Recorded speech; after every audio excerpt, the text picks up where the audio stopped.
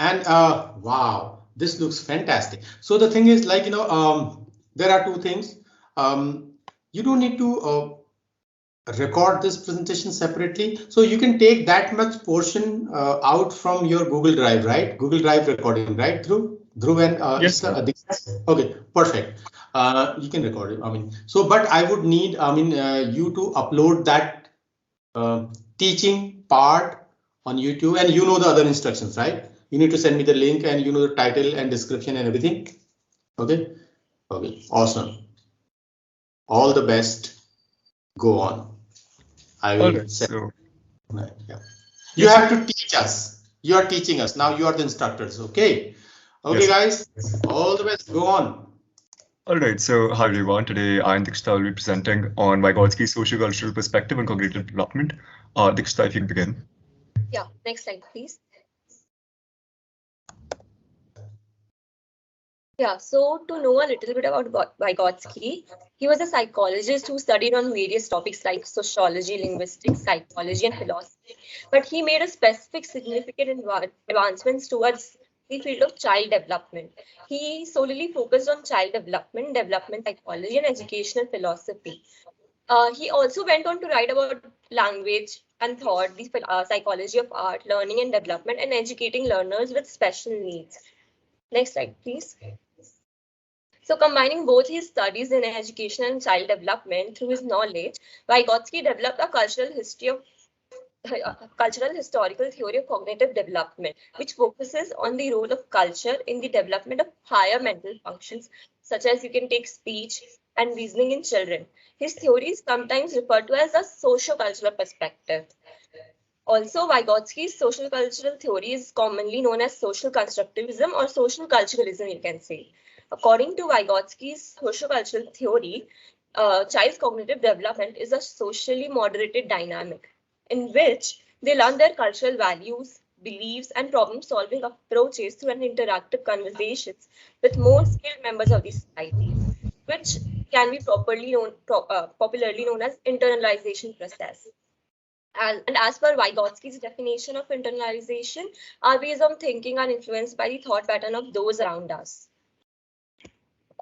He emphasized the importance of society and culture for promoting cognitive development. He believed that adults and society fosters children's cognitive development in an intentional and systematic manner by engaging them in challenging meaningful activities, you can say. For instance, take an example. A young child and her father are playing with a shaped toy. The young child alone cannot figure out how the various shapes fit into their designated holes. So her father, what he does is he describes how each shape can only fit a certain shape hole, and he offers her assistance and accommodate her to understand different shapes and help her put few pieces in their respective holes. So as the child grows to understand the concept, the father allows her to complete the task alone by herself. Next slide, please. Vygotsky believed that the main goal of education is to develop higher mental functions, so he came up with three ways through which higher mental functions can be developed, like imitative learning, instructed learning, and collaborative learning. Imitative learning is when we try to portray when one other person. Instructed learning is when we internalize the instructions of teacher and use these instructions for self-regulation. And collaborative learning is a group of peers tries to understand each other, and learning occurs in this process. Social sources of individual thinking. Child's development appears twice, first on the social level, that is through internalization process between people, and then on the individual level, which means child's cognitive development is affected by culture in two ways. First, children acquire most of their knowledge, the contents of their thoughts, through culture, that is on the social level, which is known as interpsychological level. In addition, not only does culture teach children what to think, but also how to think. Intellectual growth emerges out of a dialectical process in which problem solving experiences are shared with parents, teachers, siblings, peers, etc. All the higher mental processes are first co-constructed during shared activities between the child and the other person. Then this co-constructed process are internalized by the child and become part of the child's cognitive development. That is, which can be considered on individual level and also can be known as intra-psychological level. Next slide, please. Both Piaget and Vygotsky had different opinions on social interaction, but they both give importance on the concept of it in cognitive development. Piaget believed that the interaction between peers who are on equal level can challenge their thinking, while Vygotsky, on the other hand, believed that cognitive development is facilitated through interaction with people who are more skilled and capable in that thinking or field, such as parents and teachers. Now, Dhruv will take over. All right, thank you. I'll be talking about the cultural tools in cognitive development. So cultural tools essentially comprise of two things. Number one, technical tools. Number two, psychological tools. And these two together make what we understand as the cultural toolkit of a human being.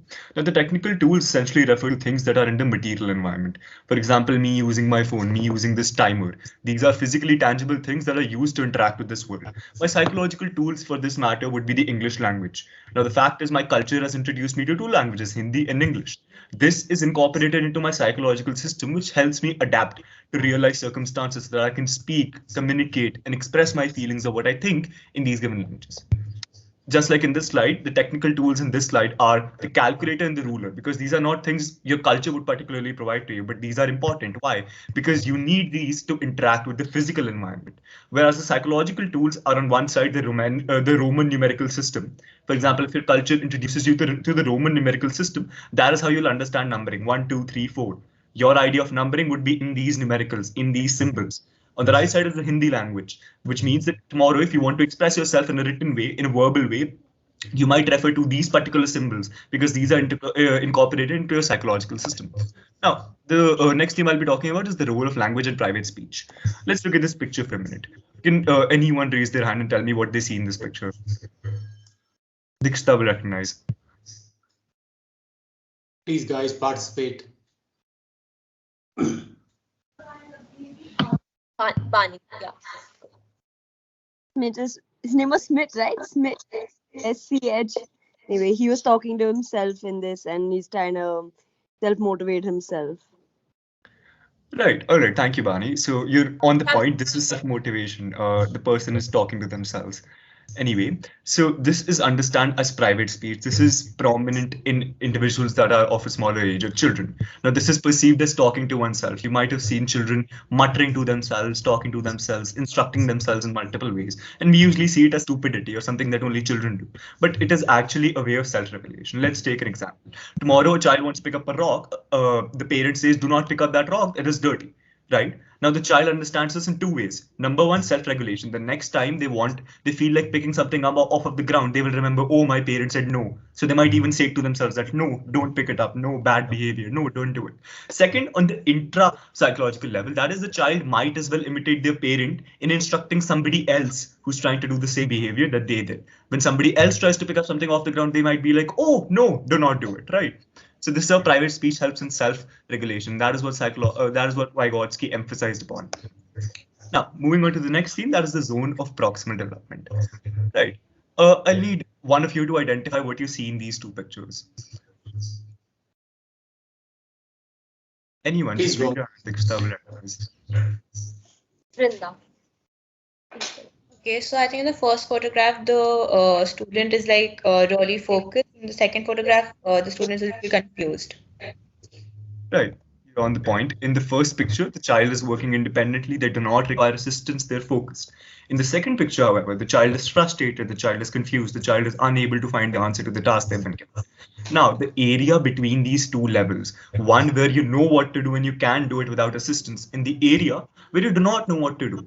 Right. The difference between these two areas is what is understood as the zone of proximal development. This is the potential of learning, what you can learn with assistance, with guidance. Right. So there are 3 to 4 particular ways you can actualize this potential. Let's talk about those 4 ways. Number 1, scaffolding. Scaffolding is similar to how you scaffold a building, which means helping an individual to the point that they can do that activity on their own. You can read the examples presented on the screen for your assistance. The second type is assisted learning. Now, in assisted learning, the instructor or the person who's more skilled understands what your need is. Like in this example, the math teacher notices that students are unable to solve the problem. He understands the problem and then provides a solution. In this provision, he does not give away the answers, but simply assists them in solving. The third type is instructional learning. In instructional learning, you are open to exploration. A college professor who's essentially expecting his students to come up with original stuff that is not plagiarized will provide you with multiple readings and turn it in access. Now, he will not tell you what to do. He's simply given you the resources and given you a set of instructions as to how to go about it. The fourth type is collaborative learning, as we did in today's class activity. While we are students organized into groups, ideas come together because we are assisting each other. We are collaborating to produce something. These are the four ways your ZPD potential can actualize, according to Vygotsky. Now, why is this understood as the magic middle? Kathleen Berger in 2012 labeled this ZPD as the magic middle. She thinks that the magic middle is ideal for three reasons. Number one, the child will not be bored because it's not like, oh, I already know how to do this, I don't want to do this anymore. Second, because the child will not be frustrated that, oh, how do I do this? This is beyond my capacity, my capability. I am not capable of doing this. Third, it will help the child access resources in their environment, to avail services, to avail guidance, to avail support from other individuals as well as the instructor to complete that task and achieve that goal. That is it from our part. Any questions whatsoever? Okay. I'll start first. So though I will save all my comments for later, so I will send to both of you individually. Like I won't give much feedback here, like good or bad, something like that, in all the presentations, right? So, but I would like to quickly make a few comments which are very neutral and which will be used just for learning. Those comments doesn't have any impact on your points, Dhruv and Dikshita. Okay, right. The first thing, for those who are, going to present later, you don't have to cover many things. You can take just one topic, right? So they have whatever they have taken. All points, they have covered each and everything in a given amount of time. That was really good on their part, Dhruv and Dikshita, and they did a good job, I would say, as a neutral person. I'm not your instructor right now, okay? But you can take just one topic. Let us say, for example, in this whole presentation, you could have taken just one scaffolding or assisted learning or ZPD, zonal or proximal development. That's all. Because guys, you are teaching. You are teaching us. This is not a presentation, right? This is teaching, right? So you will have to do teaching. They did it. And they tried to include some activities also, which was really good. We like. So the thing is, so what I'm trying to say here, please slow down and go a little. These are not the negative comments for both of you, Dikshita and Dhruv, right? Okay. So the thing is, I'm for others.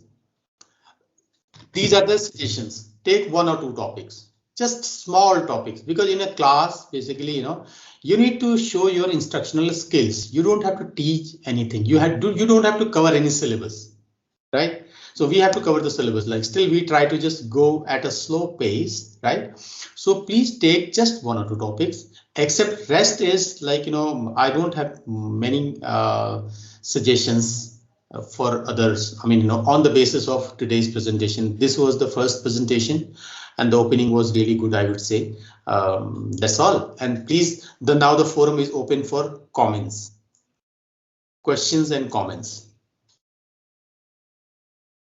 Please go on. And if you don't have any questions, it means you did not listen to the presentation. Please comments, questions and comments. You have to comment. Otherwise, I will deduct points from, your bucket. And I will pass on those comments to Dhruv and Dikshita. They have done a lot of effort. 0.5 will be, oh my goodness. Please go on. Comments means anything what you would like to say, any suggestions that you would like to make for these two presenters, please go on. Brinda, Anushkata, Harshita. So I would like to say that it was a great presentation, and especially the part that you got the class engaged, because when you do that, everybody starts paying attention to what you're presenting, and if nobody's listening to you, it's really bad. So yeah, that was a really good thing. Please go on. Others, Anushkata and Harshita? Yeah, so I also just want to make a comment that the presentation was really good. You covered all the points, and the examples you gave were very much appropriate, and they were like very much relatable. So I think the presentation was quite good. Like even though you covered everything, it was a good presentation. Okay, then Harshita. Yeah, I agree. I think you guys did a great job. I also had a question. So, of the four different types of learning that you mentioned, personally, which are the ones that you feel that you've been most familiar with or experienced in the past that have really helped you, and what you think is the most effective mode of reaching that magic middle? May I answer? Yeah, please go on, Dhruv. Yeah, so at least in my experience, I feel like collaborative learning is one of the best ways to reach the magic middle because end of the day, there is a power dynamic in classes, right? That is instructor then student. These two entities, no matter how much they interact, how much they relate, these will remain two different groups, right? So I feel like in collaborative learning, it's like, oh, your own student body is coming together to interact. Furthermore, I feel like there are more individuals in collaborative learning, so the amount of ideas, the amount of arguments you get is insane. So that helps a lot to reach that magic middle. Does that answer your question, Harshita? Yeah, thank you. Okay, I need to make a comment here very quickly because I do not want to miss this opportunity. See, this is what I'm looking for, right? Now, this is called the successfulness of the teaching, right? If the learners have got some questions in there, right? So this is, I mean, this goes on, I mean, on your good bucket, both the presenters right now. I mean, and anyone else? I think I saw one more hand there. Somebody else, please do not take your hands back because then I feel like, oh, was I dreaming then? Kanupriya was there or somebody? Yeah, Kanupriya Mahan. Yes, Professor, it was me. It was a really nice presentation. Just that if you could please summarize the magic middle part in 2 lines. Okay, that is again another, the what effectiveness or successfulness, right? At least they got questions. Please go on, either of you. Dikshita, would you like to answer or may I go on? You go on, it's fine. All right, I'll go on. So the magic middle is again another way to describe the zone of proximal development. The only difference is that instead of talking about the potential of growth that the ZBD presents, the magic middle talks about the area in which the child does not experience boredom and does not experience great, let's say, undefeatable difficulty in solving a task.